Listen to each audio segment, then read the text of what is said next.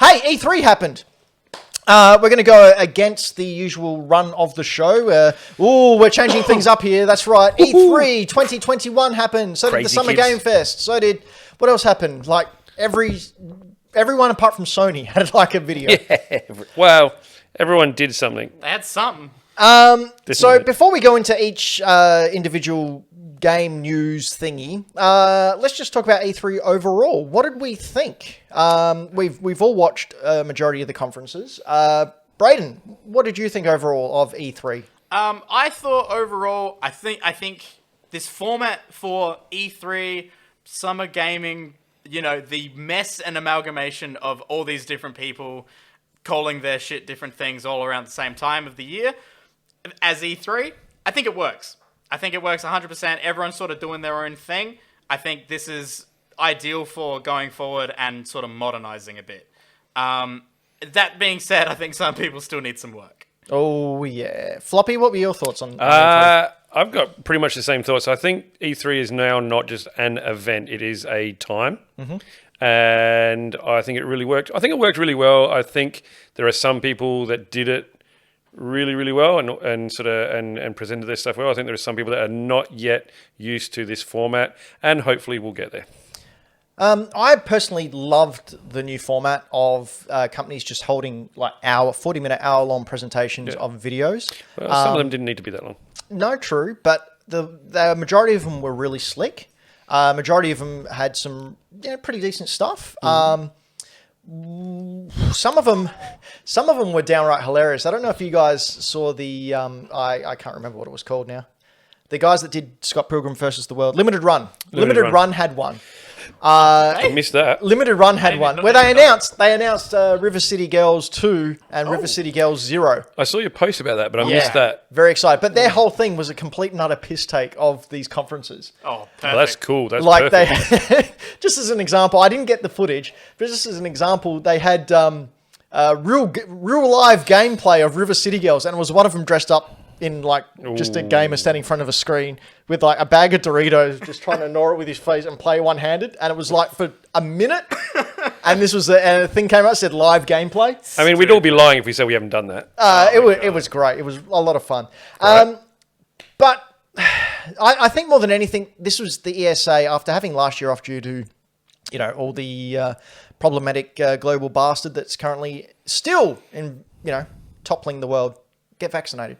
They needed to prove something. The ESA needed to prove that they were relevant and that they were still warranted in this day and age, and we actually needed them. And, individual companies just couldn't come together and do a Summer Games Fest or do something themselves like Nintendo has been doing, as well as the other big corporations.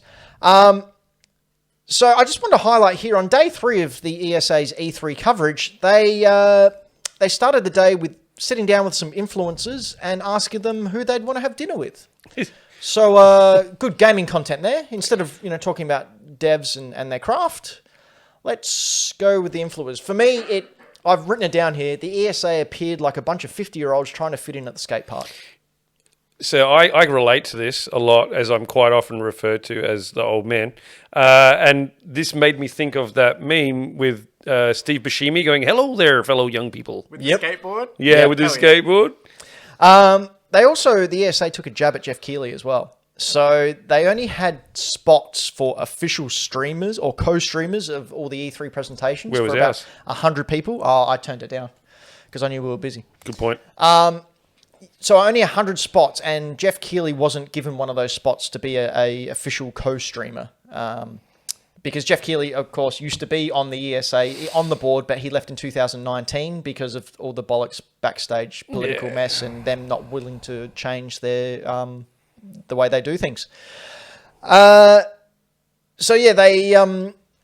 highly encouraged people not to co-stream it and couldn't guarantee that they wouldn't get hit by strikes from the owners of the footage, like the game companies of the footage, because they're not listed in the official co-streamer thing. So it was a way to basically make sure that they were getting all the coverage on their main feed, as well as their people they personally approved for co-streaming. And I just thought that was a little bit in poor spirit, and I think kind of highlights how antiquated the ESA possibly is. I found it a little bit Apple, if that makes sense. Yeah.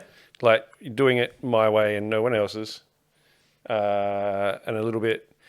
I don't want to use the word proprietary, but like they had their way. They don't want anyone else to do anything similar, and they just wanted to their way or the highway. And oh, by the way, that guy that left, we're still narky on that, so you're not allowed in. No, they don't even talk about him. Yeah. Who? What guy? Jeff who? What No, guy? I never heard of him. Yeah, it's pretty spiteful. Yeah, it wasn't good. Braden, what do you think about this old men trying to own something that's quite largely dead? Yeah, that's weird. I think people need to sort of move with the times, understand, hey, things are becoming very different.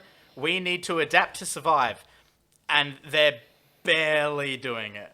They're taking people's advice on, hey, here's what you need to do to adapt to survive. And then they're going, okay, let's do it our way. And kind of do it, but not efficiently enough. No.